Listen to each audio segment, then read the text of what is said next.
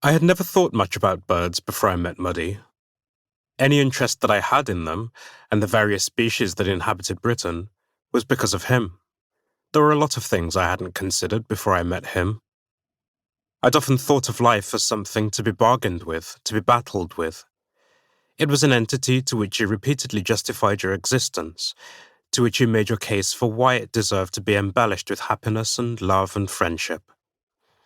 There was something almost mythical about people for whom it hadn't been this way, people who were simply entitled to happiness by virtue of being alive. Muddy often made me feel as if I deserved to be one of these people. His enthusiasm for his own life made mine feel better by association. It was an enthusiasm that seeped into quotidian things like swimming, various kinds of rock music, karaoke, and, birds. The first time I saw him was on a warm afternoon in July. I'd just returned home to Dartford from university, and I had no intention of going back. I stood in the woods by my flat, staring at a small X-Acto knife cradled in my palm. I thought I'd submerged myself somewhere that felt thickly wooded enough that nobody would see me. It was so quiet. From the trees to the dirt to the wildflowers, it felt as if the woods were closing in on themselves. The quiet hadn't brought with it any peace. In fact, it had amplified my ominous thoughts. I pressed my eyes shut and begged life for something it had refused me, desperately hoping that once I opened them up again, amongst the leaves and branches, there it would be, some glorious manifestation of happiness.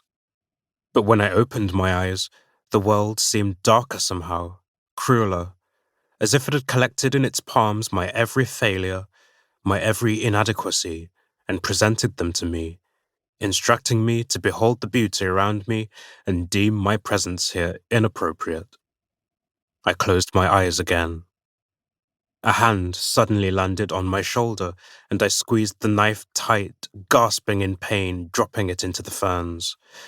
I turned around, and there he was. A tall, husky guy holding a pair of binoculars, with brown hair down to his neck, and a concerned expression on his stubbled, dimpled face. "Oh, pal," he said. He was wearing cargo shorts, brown safety boots, and a plaid shirt with the sleeves rolled up. "What have you done to yourself?" He had a distinctive Mancunian accent.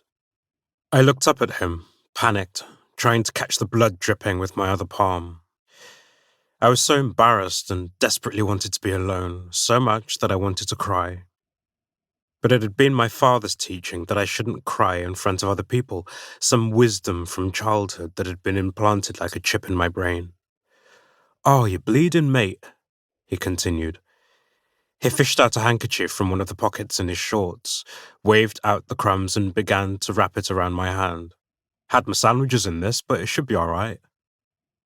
"I'm fine," I said, curtly, yanking my hand away and unraveling it from the blood-soaked fabric.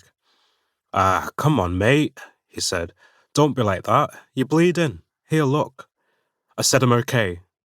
"Oh, pal, you can't just—" I walked away from him before he could finish, holding my shirt over the cut all the way back to the flat.